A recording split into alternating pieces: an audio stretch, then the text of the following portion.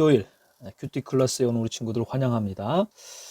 자, 우리 본문 말씀은 신명기 32장 7절에서 14절까지 말씀이고요. 제목은 사랑을 기억할 때. 자, 무엇을 기억할 때? 네, 하나님의 사랑을 기억할 때 우리에게 또 어떤 은혜가 있을지 우리 기대하면서 우리 말씀 보도록 하겠습니다. 7절부터 함께 읽겠습니다. 옛날을 기억하라. 오래전 세대들을 생각해보라.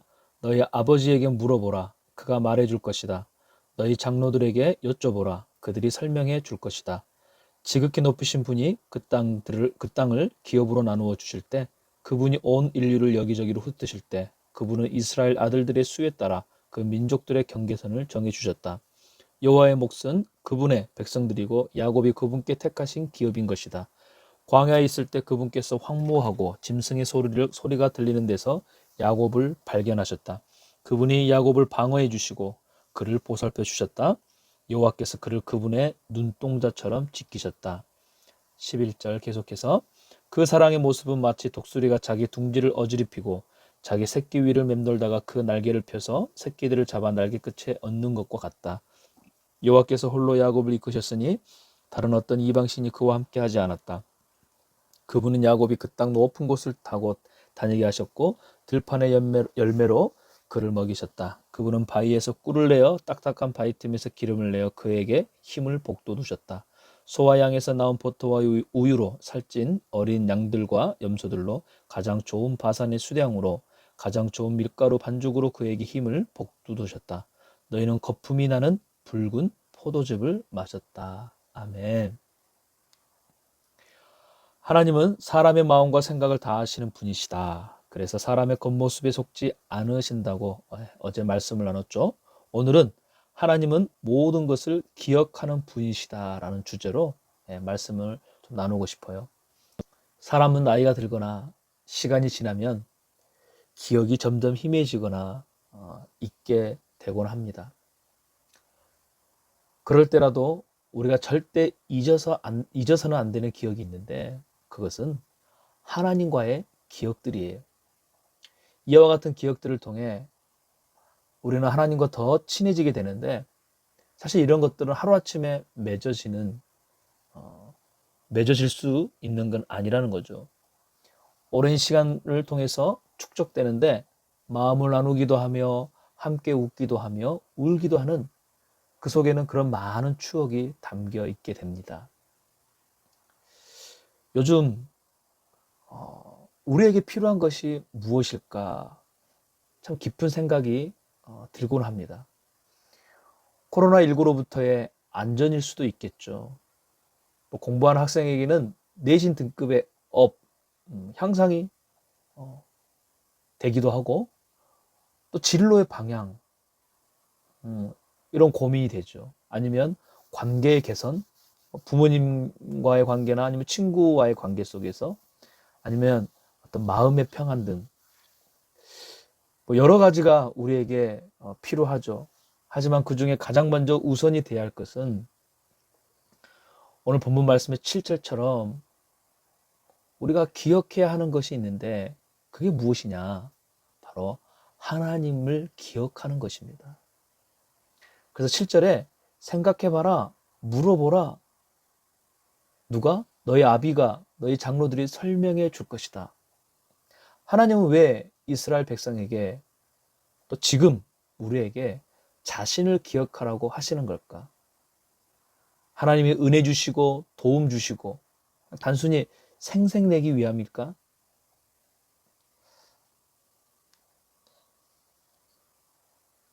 자, 누가 은이고 누가 겸인 것 같아요?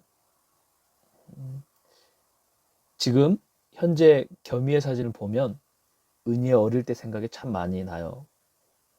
지금은 사춘기가 시작됐다고 고집에 짜증에 퉁명스러운 말투에 때론 속상하지만 어린 시절 은희의 웃는 모습, 잠자는 모습, 우는 모습, 먹는 모습이 떠오르면서 속상한 마음이 다 사라지곤 하죠.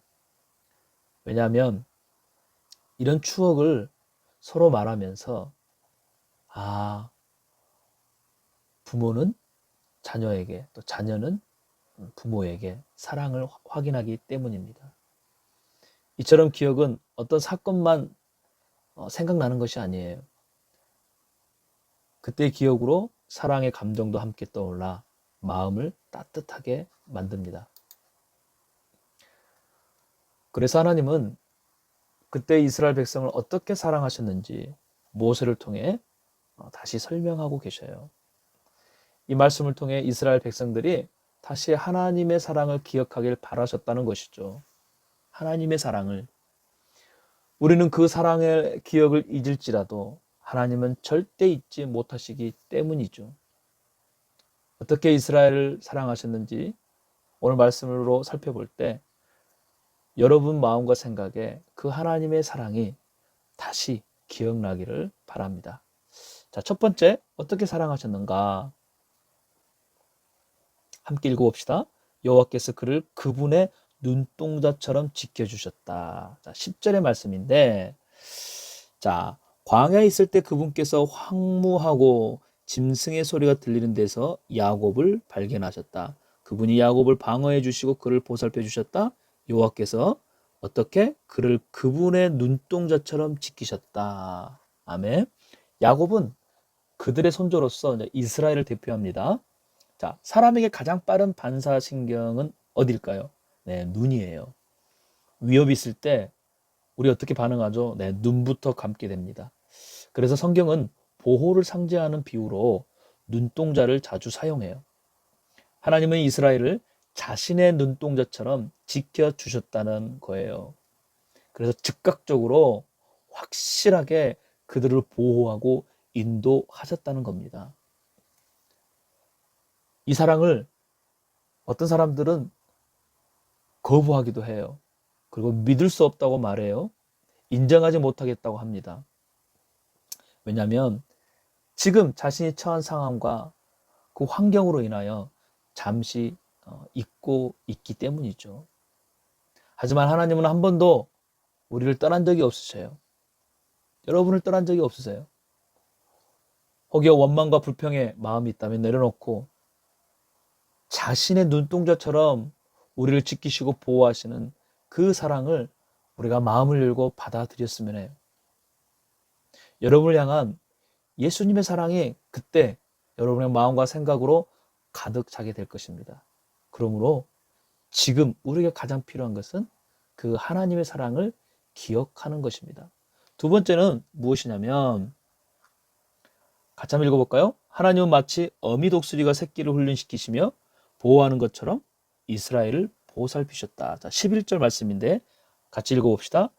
그 사랑의 모습은 어떻다? 마치 독수리가 자기 둥지를 어질피고 자기 새끼 위를 맴돌다가 그 날개를 펴서 새끼들을 잡아 날개 끝에 얹는 것과 같다. 자, 이게 무슨 말일까? 독수리는 새끼에게 나는 법을 가르칠 때 그냥 둥지에서 아래로 땅으로 내 던진다고 해요.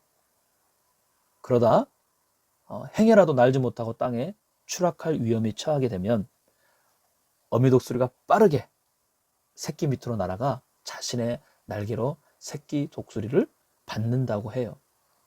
하나님의 자녀인 우리에게 때로는 힘들고 어려운 일이 생길 때가 있죠. 여러분, 그때는 훈련의 때예요.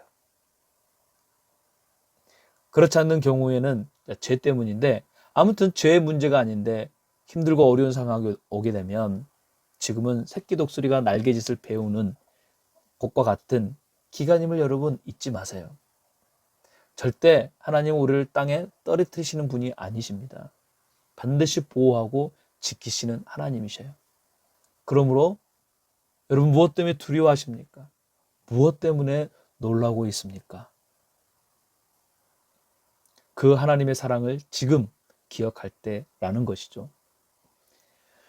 우리에게 꼭 필요한 것은 이처럼 하나님의 사랑을 기억하는 것입니다. 기억하라, 기억하라. 무엇을? 하나님의 사랑을. 자신의 눈동자처럼 지키시는 하나님을 기억하지 못해서 우리는 염려와 불평의 마음만 가득 차게 되는 거예요. 또한 새끼 독수리를 훈련하시는 하나님을 기억하지 못해서 두려움에, 놀라움에 우리가 있다라는 것이에요. 하나님의 사랑을 기억할 때 우리의 마음과 생각은 매일 하나님의 은혜로 가득 차게 될 것입니다. 빈 수레가 요란하고 시끄럽듯 은혜 없이 살아가는 사람은요, 늘 불안합니다. 하지만 반대로 하나님의 사랑을 기억한, 그래서 은혜로 가득 채우면 평안으로 나아가게 되는 것이죠. 여러분은 어떤 수레에 타고 싶습니까? 우리 모든 친구들은 하나님의 사랑을 기억함으로 그 하나님의 사랑에 인도하심을 받아 마치 하나님의 눈동자처럼 지키시는 그 은혜로 살아가길 바랍니다. 또한 어미 독수리가 새끼 독수리를 훈련시키고 보호하듯 날마다 하나님의 은혜 안에서 그렇게 성장하기를 축복합니다. 그러므로 지금 우리는 하나님의 사랑을 기억할 때입니다. 오늘도 그 사랑을 기억함으로 기쁨으로 감사함으로 승리하는 하루가 되십시오. 내일 우리 다시 말씀 안에서 만나기를 소망하며 안녕.